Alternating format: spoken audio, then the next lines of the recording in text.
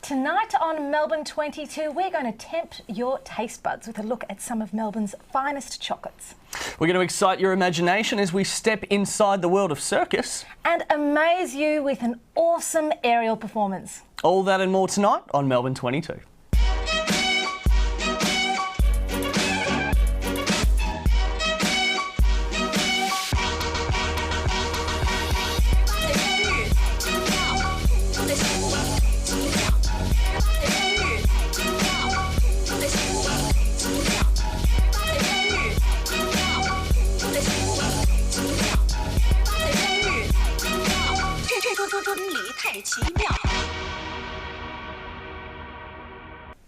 Hello and welcome to another week of Melbourne 22. I am Yasmin Bushby. And I'm Aaron McCarthy. You know, Aaron, these days it seems our lives are so busy. No one's got any time to relax and kick back. Amen, sister. I don't have time to scratch myself these days. It's just crazy. And more we are being told how important it is to take some time out and do something to enjoy yourselves. Give yourself a little reward or a treat. Personally, I like to have a bath and have a nice glass of wine. What about you? I just like to scratch myself. Well, yes, I have to admit that sometimes I just love to sit back and enjoy some chocolate. That was the line I was meant to say, wasn't it? Yeah. And it seems like you're not alone there, Aaron. Scott Reid took to the streets to find out about Melbourne's finest chocolates. The frantic pace of modern life sees people working longer hours under more stress. We need to take time out to simply relax, reward ourselves, and maybe even indulge a little. Chocolate seems to be a very popular way of treating ourselves. And with Melbourne boasting some of the finest chocolate in Australia, why not? From rich, decadent hot chocolate to fine handcrafted chocolates, cakes and desserts to delight your taste buds. Chocolate's been with us forever and a day, and it's consumed in great volumes all over the world. The key to having a healthy diet is not to eliminate all of the foods you enjoy, but to have it in moderation. If you're not sure where to find that magnificent chocolate indulgence, there are even walking tours in the centre of the city to introduce you to the creations of some of the finest chocolatiers and pastry chefs in the country.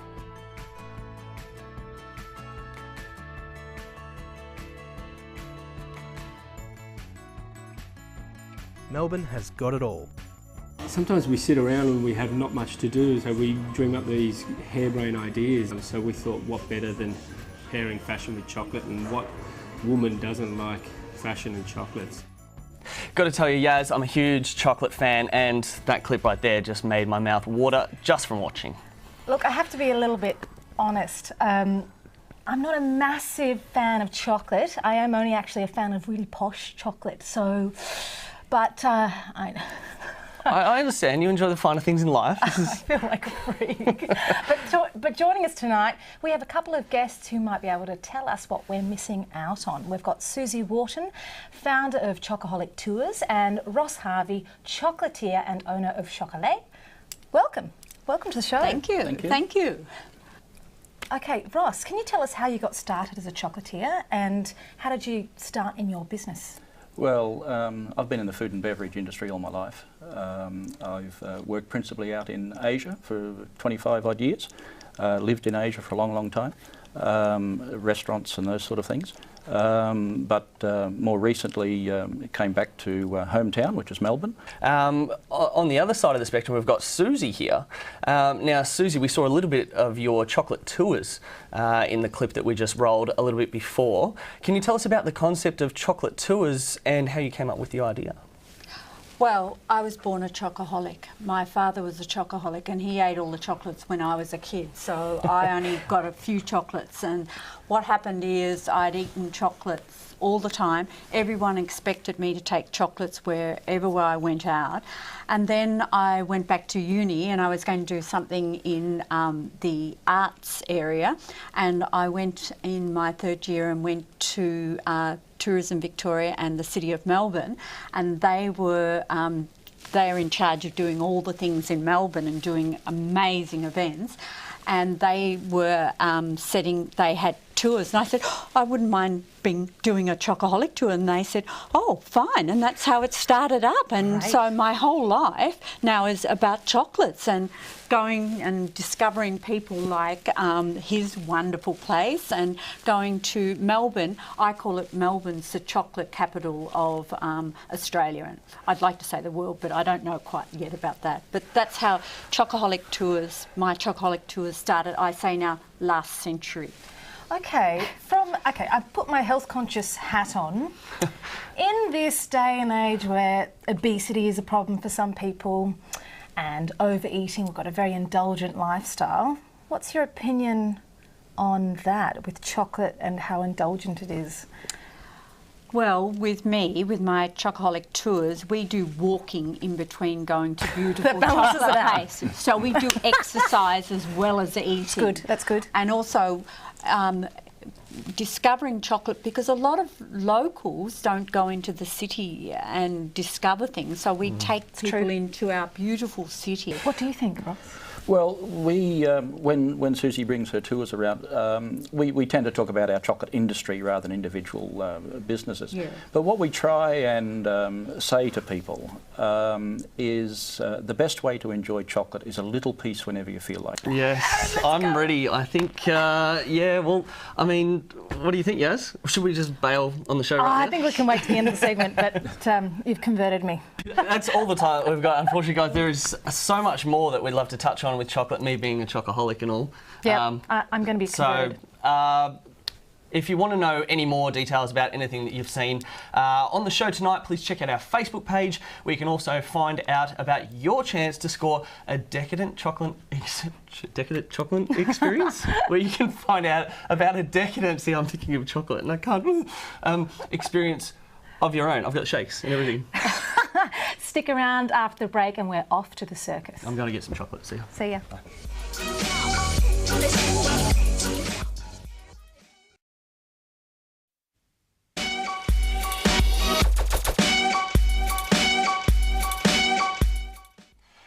Yes, I think most people have magical memories of the circus from their childhood. Now, I mean, myself, I've got a memory of not actually being at the circus, but my mate used to have one of those little overly small bicycles that the clowns rode. They're called monkey bikes. And the looks that we used to get when we rode that down the main street back home were fantastic. What about you? Well, actually, I used to have a go at a bit of circusy stuff when I was in the UK. I used to do some fire and stilting and a bit of trapeze, and gee, that's it's hard. funny because when I did first meet you, I thought clown straight away. Yeah, thanks. Thanks. The Circus Oz recently invited us in to see how they do it. Let's take a quick look.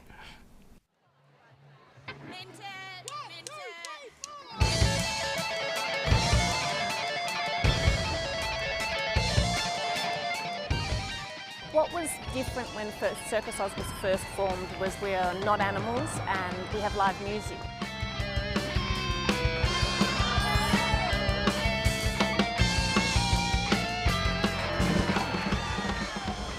The musicians become part of the performance as well, not just the, oh, there's music in the background.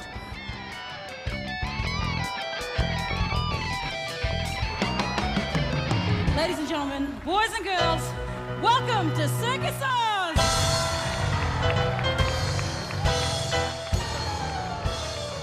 I'm an acrobat in the show, and I also do some clowning and play a character called Fantasia Fit.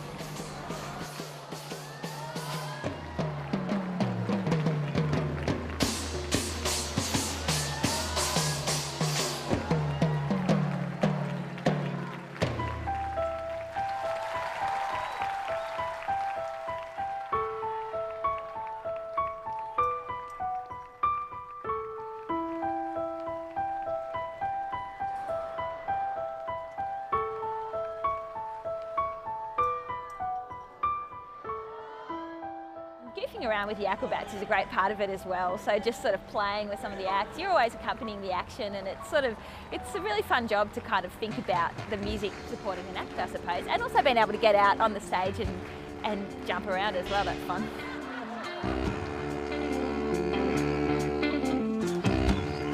Be free, little birdie!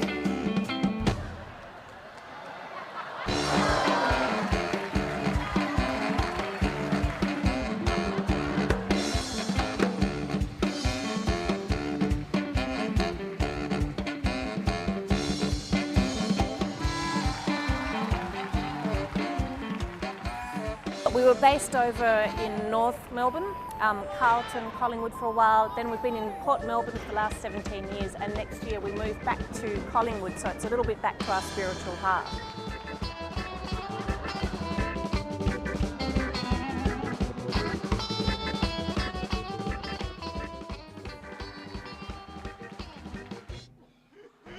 We do a lot of physical training in the morning, so we train all our acts like teeterboard, flying trapeze and any other acts we do. And then in the afternoon we usually rehearse, so it's not so heavy on the body.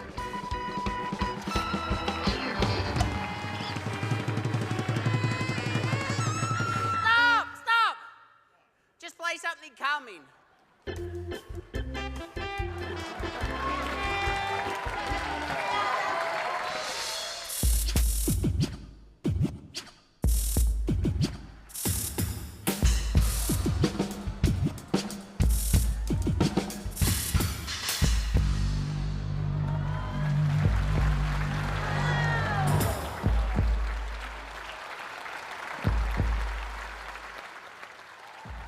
Circus Oz was formed in 1978 in Melbourne, so it's not many people understand how beautifully and uniquely Melbourne Circus Oz is. We're coming up to our 35th year next year, which will be fun, and we hope to have a pretty big party with that.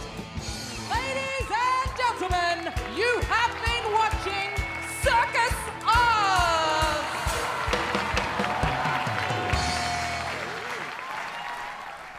Joining us in the studio is Executive Director of Westside Circus, Lena Cirillo. Lena, welcome to the show. Thank you. It's really great to be here. Lena, how do you get involved in circus? Where do you start? Well, you can start as young as 3 years old with Westside Circus. So yeah, we have a special program for mothers or dads actually, or parents and carers to start circus with their child. So you can start very early. What a lovely idea. Yeah. As well as being fun and interactive, circus these days is great for a social connection out in the community. Circus Oz do a lot of work with asylum seekers and refugees, and I believe that Westside Circus has a bit of involvement with that type of thing as well. Yeah, we do. We also work with newly arrived refugees and have a special program called Tumbling Stories, and it's actually a circus and literacy program. And what happens is they not only do circus activities, they also do literacy, and they publish some community books for them and their community. So it's a really good program. And often it's the mother and the child, and it's sort of a specific program for 3 to 5 year olds. So can anyone have a go, Lena, or do you have to come in with a specific talent or ability to do something strange like be really bendy or something? No. Because we both do that. Yeah. Absolutely not. You can actually, it doesn't matter how big you are, how small you are, whether you're 3 or whether you're 70 years old, or even older in fact. Circus is for everyone, because circus has so many different elements. There's juggling, there's acrobatics, trapeze, rope, tightrope. There's hundreds of different types of circus elements you can do, even hula hooping. So it doesn't matter whether you're a big person or a small person or a very athletic person.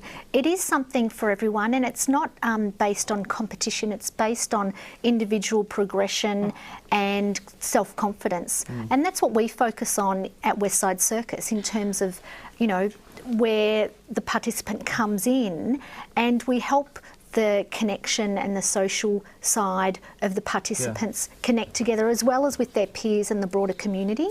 Thank you so much for joining us, Lena. It's been great to have you on the show. We'd love to hear what you think about what you've seen on the show, so please tweet us and let us know. Coming up after the break, we're joined by stunning Melbourne aerialist Elise, now let me get this right. Okay, right, go. Jazarovsky. Yeah, well done, I think.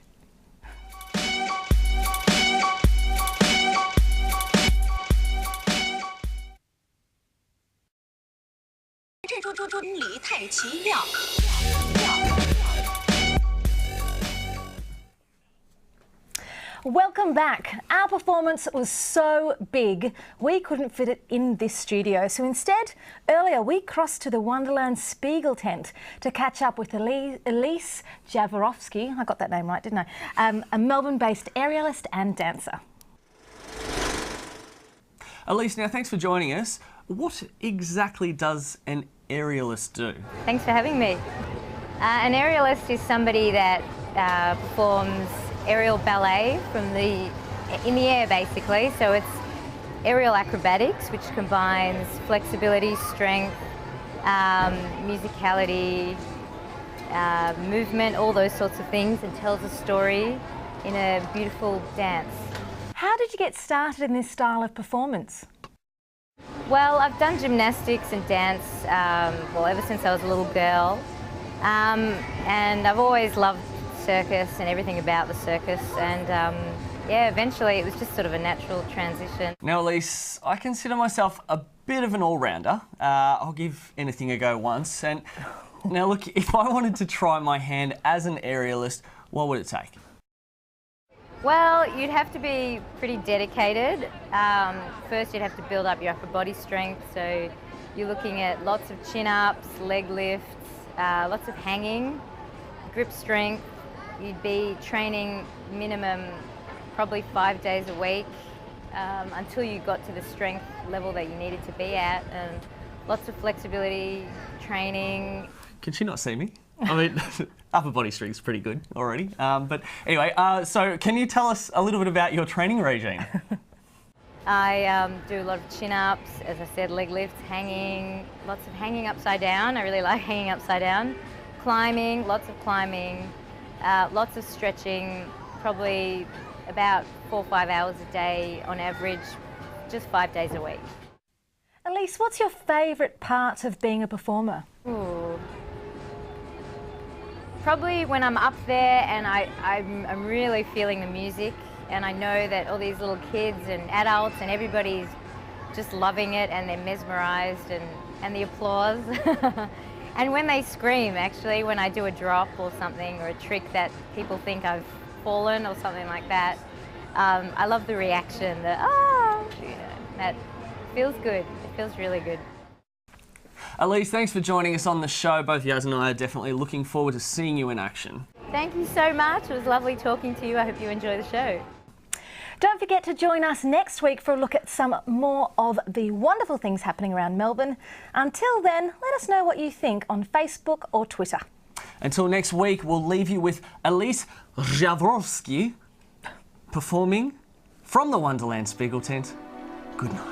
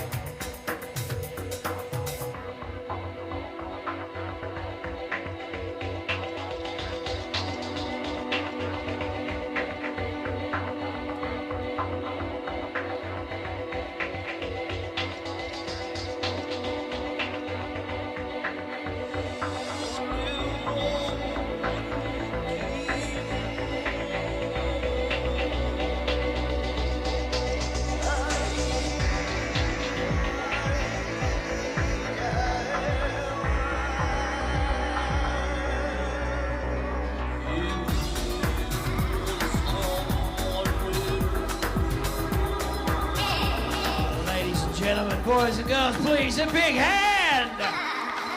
How incredible was that? Give her a big cheer as she leaves the stage, folks.